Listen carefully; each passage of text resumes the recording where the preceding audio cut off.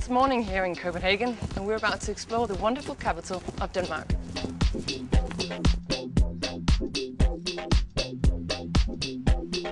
And what a better way to do it than to fill ourselves up with the one eat the Danish are most famous for.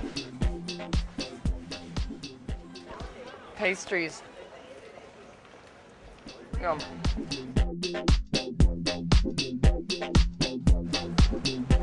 Now we're walking in the center of town, and Strøget here is the main shopping street that takes us down to the beautiful King's Square.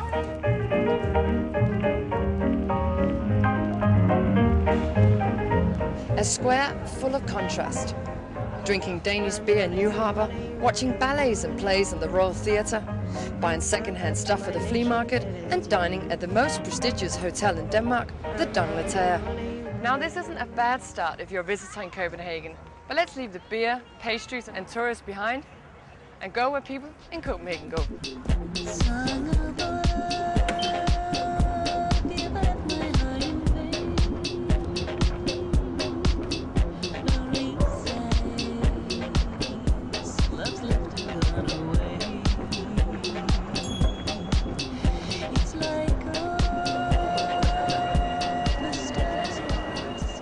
Now this brand new metro not only let you see past the driver, there is no driver,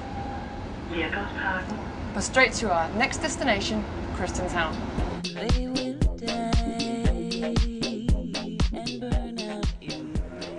In the 16th century, Denmark was ruled by a very productive king, King Christian IV.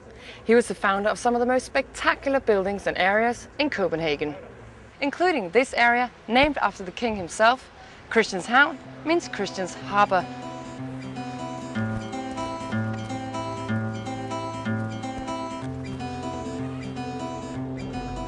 No doubt the king would have been shocked to have seen this abandoned area owned by the Ministry of Defence to be taken over by hippies in the early 70s.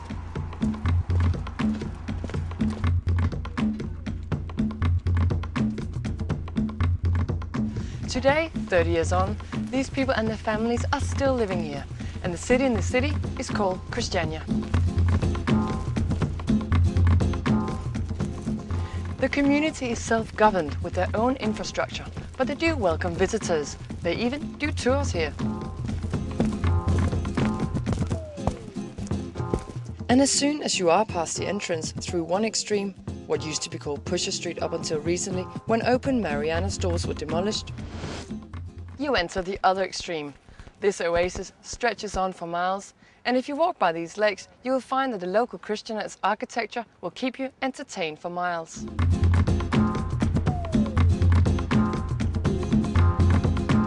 Now Christianshavn is a lot more than just Christiania.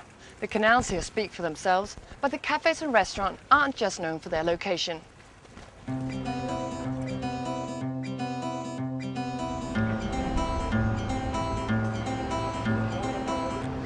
But the location is pretty good. Only a small walk from there, you get to this little house with a very good view of Copenhagen. It's a true mecca for opera lovers all over the world. This is the brand new opera house in Copenhagen.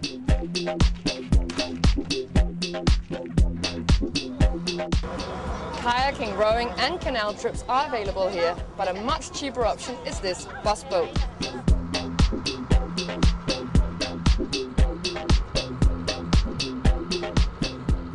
From the 400-year-old harbour, we are now sailing our way into an area that has undergone huge developments in the last 5 to 10 years.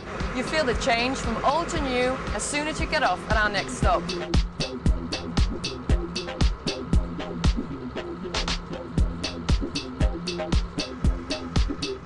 The Royal Danish Library, here you can see it, old mixed with the new.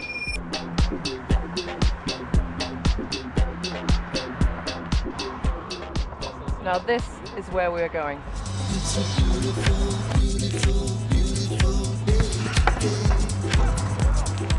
This is Islandsbrygge. Not bad on a sunny day, hey?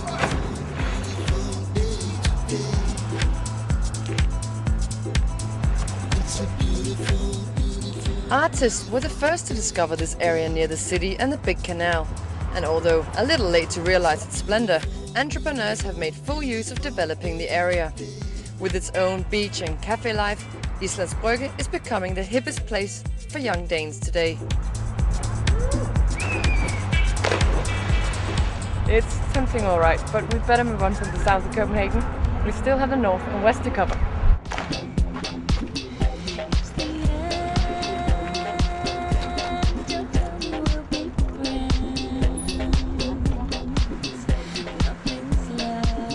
Like many other European cities, the rickshaw has become a popular alternative to public transport and taxis. With bike lanes like these, why not beat the traffic to it? Vesterbro translates as the Western Bridge. For many years, this red light district has been the home of prostitutes and striptease. But the red lights have turned green and now welcoming all of Copenhagen to what is now one of the most trendy areas of Copenhagen.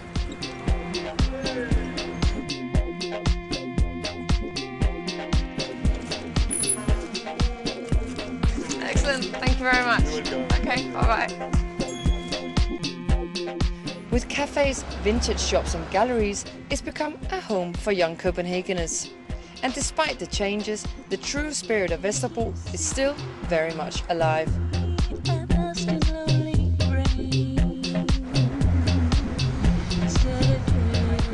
Hey, it's lunchtime. I bet you the spirit is right in here with the Danish smørrebrød. Tak for det. I can't wait.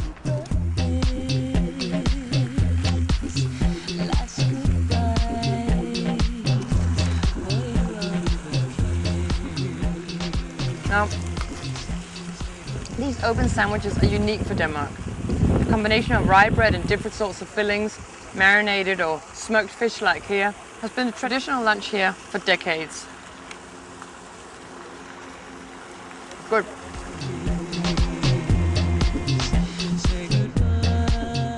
Okay, after this feast, it's time for some exercise. For only 20 kroners, that's £2, you can bike around on these nifty things called city bikes for as long as you like.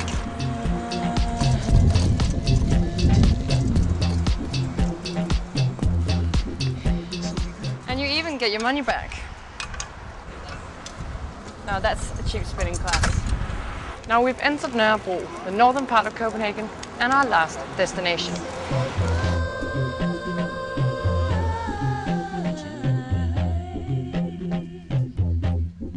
Popular with students, graffiti painters and people who just want a good spot in the square.